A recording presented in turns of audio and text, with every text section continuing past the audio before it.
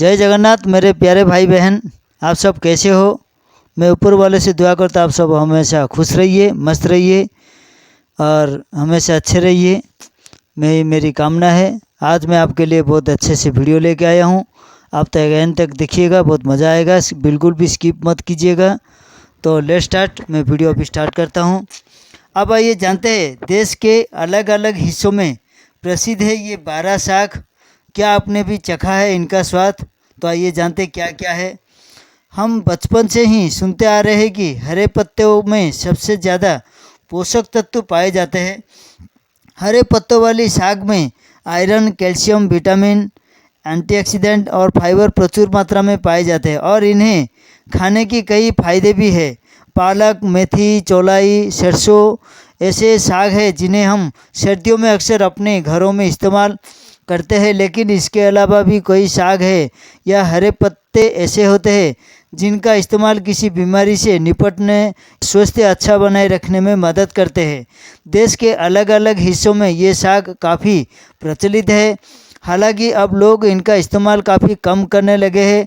अगर आप अपने रोज़ के खाने में कुछ ताज़ा स्वादों की शामिल करना चाह रहे हैं तो यहाँ हम आपको बता रहे हैं कि 12 स्वादिष्ट पत्तेदार सब्जियाँ या कुछ ऐसे पत्तों के बारे में जिनका लोग किसी तरीके से खाने में इस्तेमाल करते हैं। हो सकता है कि इनमें से कुछ के बारे में पढ़कर आपको पुरानी यादों का ताज़ा भी हो जाए। तो लीजिए, देश के अलग अलग हिस्सों में क्या क्या 12 साग है मैं आपको डिटेल्स बताते जाऊंगा।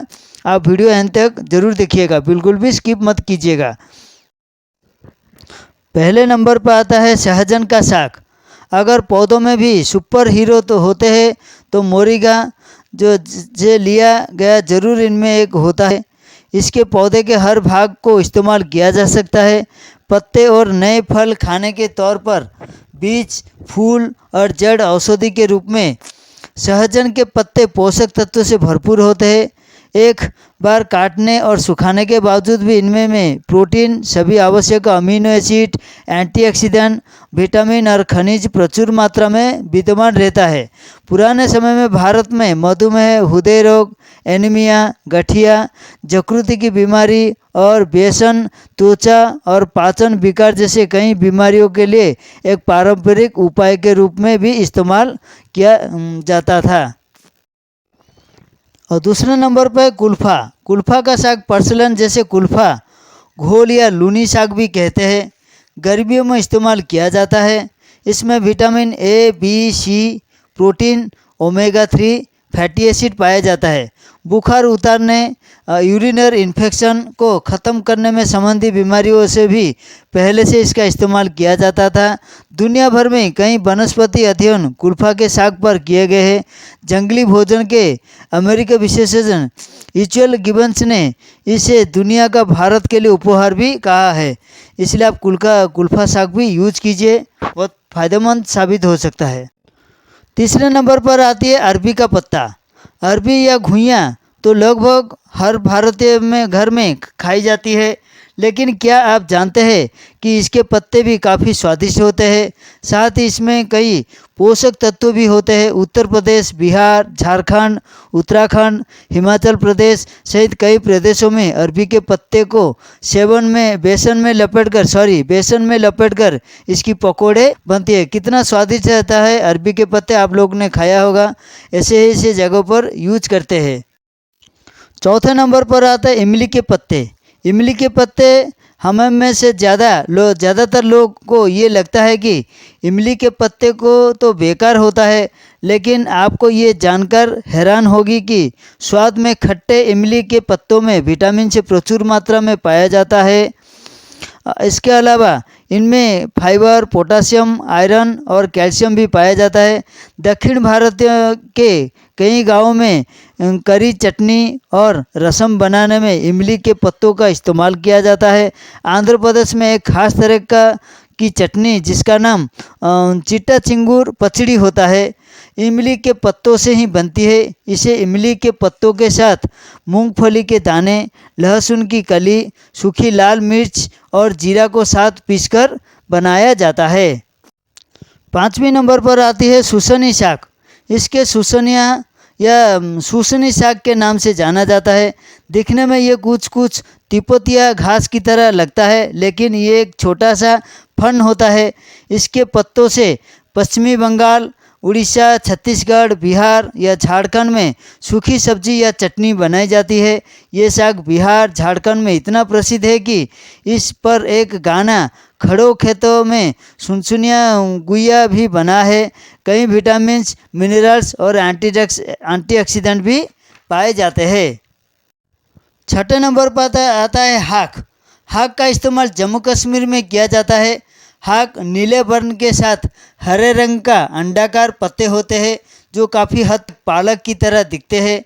हालांकि ये बंद गोभी से भी मिलती है और स्वाद में कुछ तीखे होते हैं।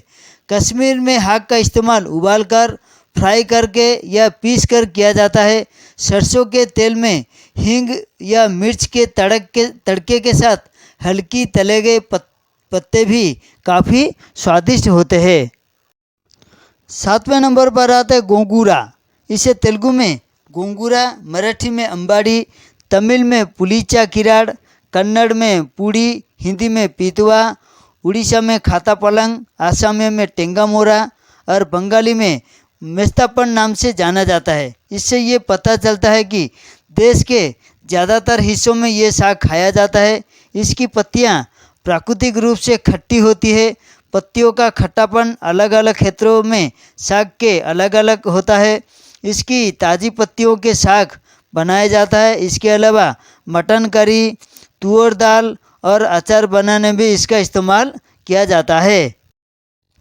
8वें नंबर पर आते हैं बिच्छू बूटी। शिशुनाग साग या बिच्छू बूटी एक बारहमासी पौधा है जो भारत के हिमालय क्षेत्र के जंगलों में होता है। बिच्छू बूटी के पत्ते से बना शोरबा हिमालय के क्षेत्रों में काफ़ी पिया जाता है। इसका पत्ता अगर खाली हाथों से छुआ तो खुजली भी हो सकता है, लेकिन पकाने के बाद ये ठीक हो जाता है।